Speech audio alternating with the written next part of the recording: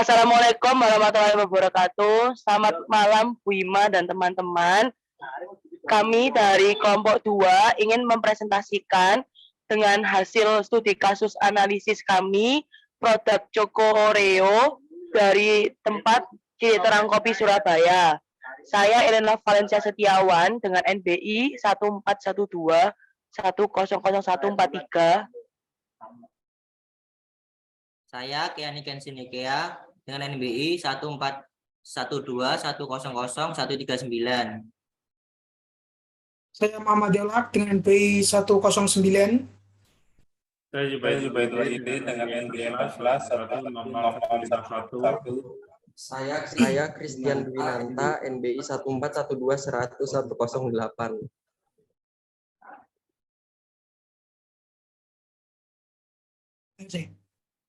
Saya akan menjelaskan tentang peralatan. Dengan hasil analisis kami, terdapat 5 peralatan. Dengan pertama, peralatan blender, keterangannya mesin, dengan kuantitasnya 1, satuannya unit, seharga 800.000 dengan jumlah 800.000. Lalu yang kedua, dengan peralatan sekop es, dengan keterangan buah, kuantitasnya 1 dan satuannya unit, dengan harga 20.000 dan jumlah 20.000. Lalu nomor 3 dengan peralatan gelas dengan keterangan biji dengan kuantitasnya 450 dan satuannya pieces dengan harga Rp800 dan jumlah 360.000. Lalu nomor 4 dengan peralatan sedotan dengan keterangannya biji kuantitasnya 450 pieces dan harganya Rp100 dan jumlahnya 45.000. Lalu nomor 5 dengan pembelian peralatannya mesin sealer, keterangannya mesin, kuantitasnya 1 dengan satuan unit, dan harganya 800.000 dengan jumlah 800.000. Didapat total sebesar Rp2.025.000 dengan kapasitas produksi per bulannya 450. Untuk yang kedua, bahan habis pakai. Terdapat 7 bahan habis pakai. Yang pertama ada coklat bubuk dan keterangannya sebagai bahan utama. Kuantitasnya 12 kilo dengan harga Rp177.000 per kilo dan jumlah per bulannya Rp2.124.000. Lalu nomor 2, bahan habis pakai susu kental manis sebagai bahan utama dengan kuantitasnya 10 kaleng dengan harga per kalengnya Rp12.000 dan jumlahnya Rp120.000. Lalu nomor 3 dengan bahan habis pakainya saus coklat, keterangannya sebagai bahan utama dengan kuantitasnya 2 pak dengan harga per paknya Rp25.000 dan jumlahnya Rp50.000. Lalu nomor 4 dengan bahan habis pakainya susu UHT cair dengan keterangannya sebagai bahan utama dan kuantitasnya 50 liter dengan harga per liternya Rp24.000 dan jumlahnya Rp1.200.000. Lalu nomor 5 dengan bahan habis pakai Oreo dan keterangannya bahan pelengkap dengan kuantitasnya 6 pak dengan harga per paknya Rp10.000 dan jumlahnya Rp60.000. Lalu nomor 6 dengan bahan habis pakainya bubuk Oreo, keterangannya bahan pelengkap, kuantitasnya 1 kilo dengan harga Rp30.000 dan jumlahnya Rp30.000. Lalu nomor 7 dengan bahan habis pakainya es batu, keterangannya sebagai bahan pelengkap dengan kuantitasnya 6 bungkus dengan harga per bungkusnya Rp4.000 dan jumlah per bulannya Rp24.000. Didapatkan total Rp3.608.000. Oke. Dengan kapasitas produksi per bulannya 450, kapasitas produksi sama dengan kapasitas jam mesin per jam, untuk menghasilkan satu produk. Dengan ini, bahan baku langsungnya didapatkan susu kental manis, saus coklat, dan susu UHT cair. Sedangkan bahan baku tidak langsungnya Oreo, bubuk Oreo, dan es batu.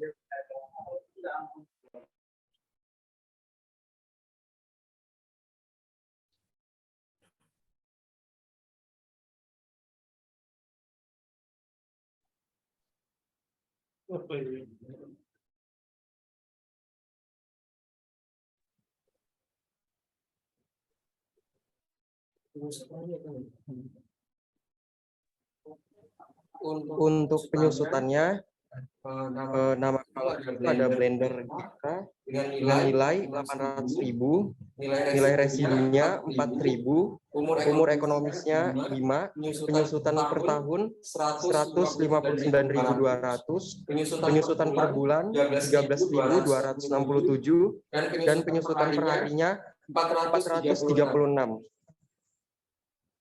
Kemudian ada stop S dengan nilainya itu 20.000, nilai residunya 4.000, umur ekonomis 5, penyusutan per tahunnya itu 3.200, penyusutan per bulan 267, penyusutan per harinya Rp9. Kemudian ada gelas, nilainya 360.000, nilai residunya 4.000, umur ekonomisnya 3, penyusutan per tahunnya 118.667, penyusutan per bulan 9.889, dan penyusutan per harinya Rp325.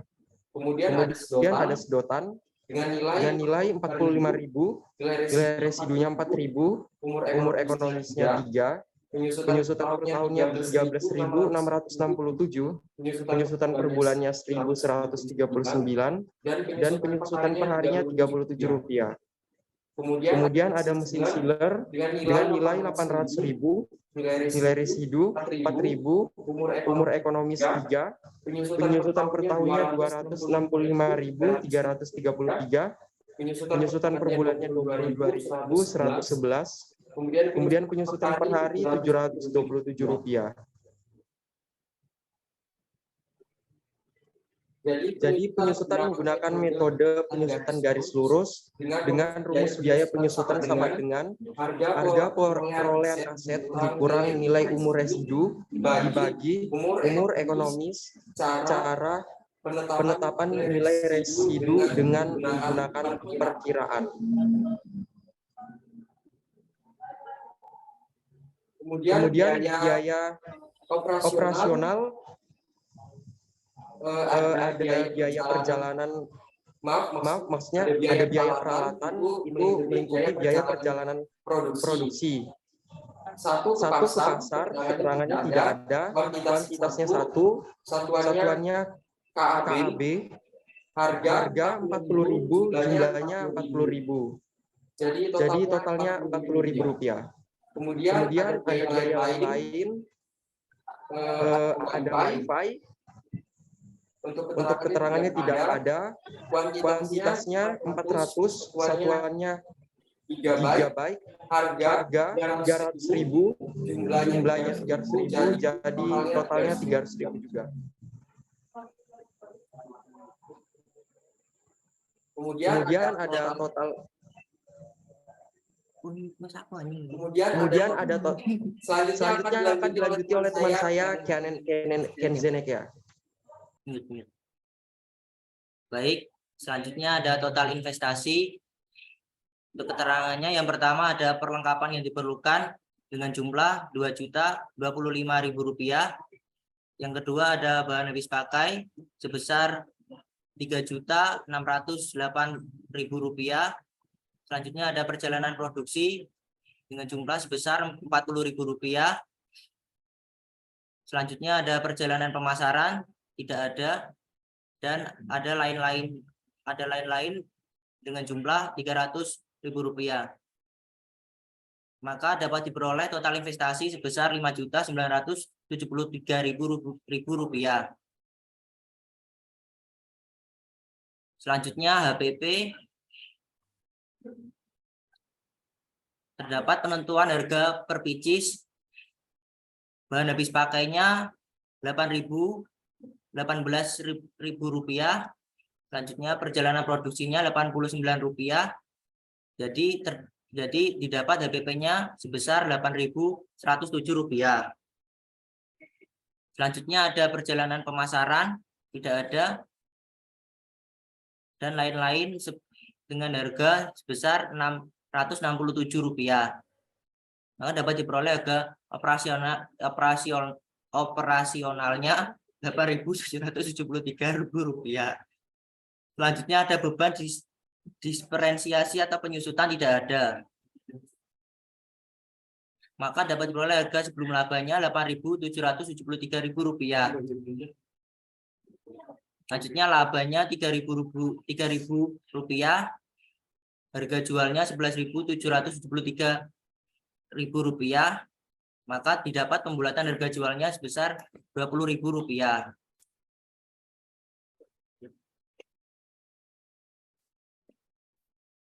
Selanjutnya akan dibacakan oleh Saudara Delia Ulhaq. Poin. Terakhir. Rumus break even point adalah biaya tetap dibagi harga per unit dikurangi biaya variabel. Untuk itu kita akan mencari biaya tetap dengan hasil akhir kita didapatkan yaitu untuk per bulan 300.000 dan total 2 tahun yaitu 13.173.000. Untuk biaya variabel juga telah ditentukan dengan per bulan yaitu 8.107 dan total 2 tahun 194.560. Dan untuk pembulatan harga jual yaitu untuk per bulan 20.000 dan untuk total 2 tahun yaitu 480.000. Dan total pengurangan dari variabel dan juga harga jual yaitu telah ditemukan per bulan 11.893 dan total 2 tahun yaitu 285.440 hingga BEP per unit ditemukan bahwa per bulan yaitu 25,22 dan total 2 tahun yaitu 46,15 dengan artinya yaitu perusahaan akan mendapatkan untung kembali setelah per bulan mencapai penjualan 25,22 dan juga akan mendapatkan untung kembali 2 tahun dengan penjualan 46,15. Untuk cash flow, geser ya.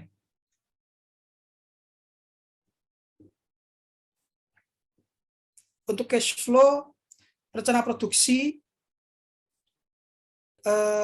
akan memproduksi perkiraan itu 15 dari hari pertama sampai hari ke-12 dan kas tersedia awal bulan yaitu 2.365.508.400, 675.845 dan terus meningkat hingga ke hari ke-12 yaitu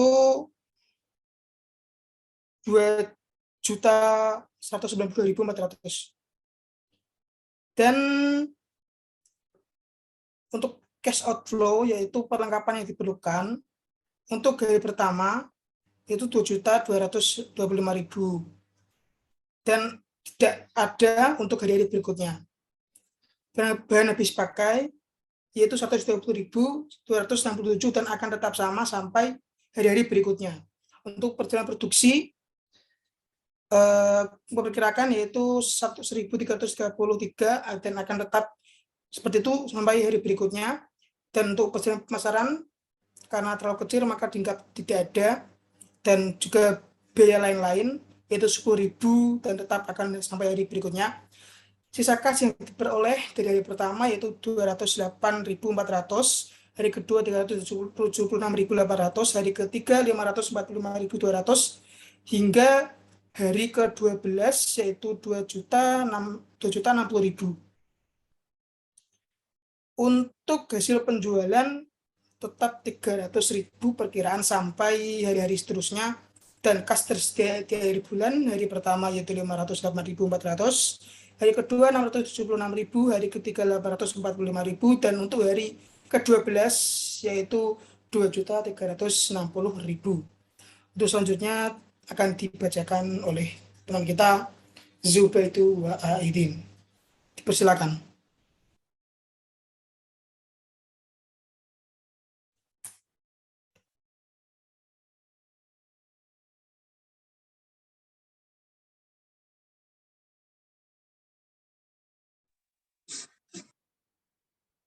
Baik, saya akan membacakan bagian laba rugi. Bulan 1 hasil penjualan A Rp 300.000 sampai ke bulan 12.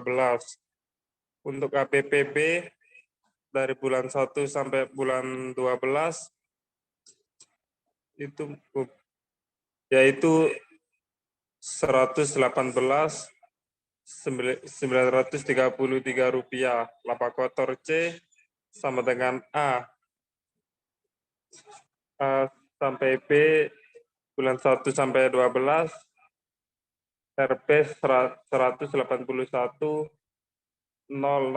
rupiah. Pemasaran D tidak ada. Laba operasional E sama dengan dalam kurung C sampai D Rp 181.067 rupiah. Untuk bulan 2 181.067 rupiah itu sampai bulan 12. Depresiasi F 159.200 rupiah.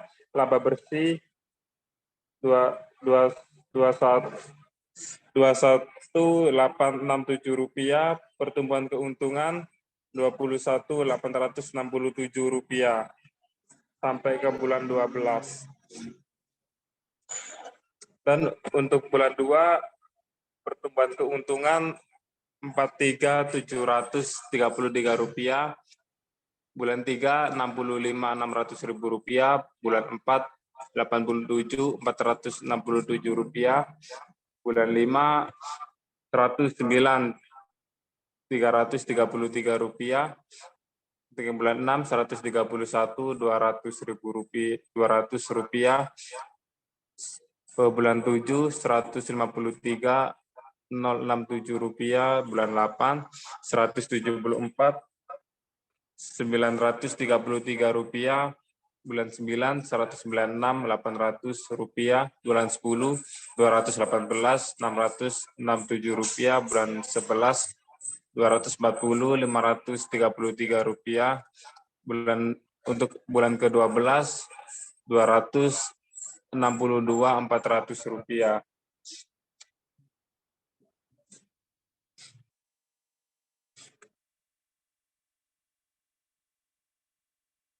Berikut adalah studi kelayakan tahun keuntungan bersih instan total masuk PF. Ini bacanya gimana, Ben?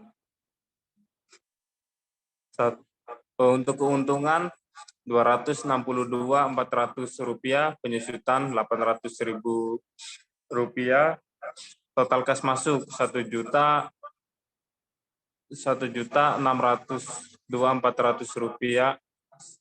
Oh maaf, 1.062.400 rupiah.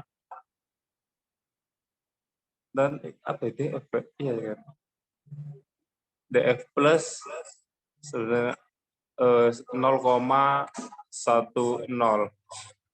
Present value 965.818 rupiah. DF min 0,8, 0,55, dan present value 590.22 rupiah. Present value sisa kas bersih akhir periode, jumlah present value 6.153.455 rupiah. Present value 3.760.444 rupiah. Investasi awal present value 5.973.000 rupiah. Present value 5.973 rupiah. Dan situ ditambati MPV present value 180.455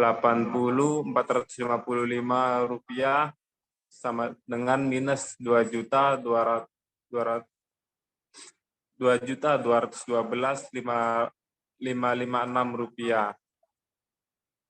IRR sama dengan 0,152. BCR tahun 1 hasil penjualan 3.600.000 rupiah, kos 2.379.200 rupiah, BCR 1,51. Payback periode sampai bulan 12. Iya kan? Bulan 1 total kas masuk Rp181.067, bulan 2 itu sampai bulan ke-12 total kas masuknya sama, pertumbuhan kas masuk bulan 1 sampai bulan 1 181.067, bulan 2 362.133 rupiah, bulan 3 543.200 rupiah, bulan 4 724.267 rupiah, bulan 5 905.33 rupiah, bulan 6 1.086.400 rupiah, bulan 7 1.267.467 rupiah, bulan 8 1.448.553 rupiah, bulan 9 1.629.600 rupiah, bulan 10 kan?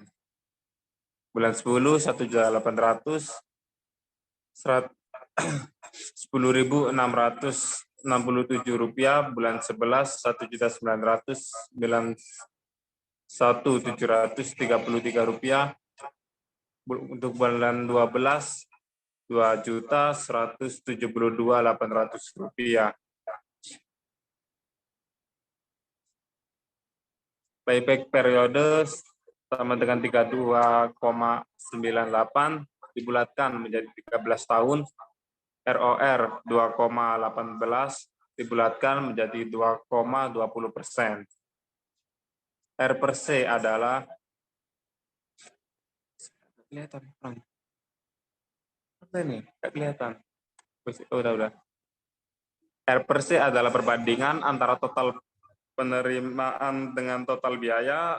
Payback periode adalah jangka waktu yang dibutuhkan supaya dana investasi masuk ke dalam kegiatan investasi bisa didapatkan kembali secara utuh. PCR adalah perhitungan untuk mengukur mana yang lebih besar biaya yang dikeluarkan dibandingkan hasil output yang diperoleh. NPV adalah selisih antara pengeluaran pemasukan yang telah didiskon dengan menggunakan social opportunity cost of capital sebagai diskon faktor. IRR adalah investasi yang dapat dilakukan apabila laju pengembalian lebih besar daripada laju pengembalian apabila melakukan investasi tempat lain. ROR adalah persentase kenaikan atau penurunan investasi selama periode tertentu. Baik, sekian presentasi dari saya kembalikan kepada moderator.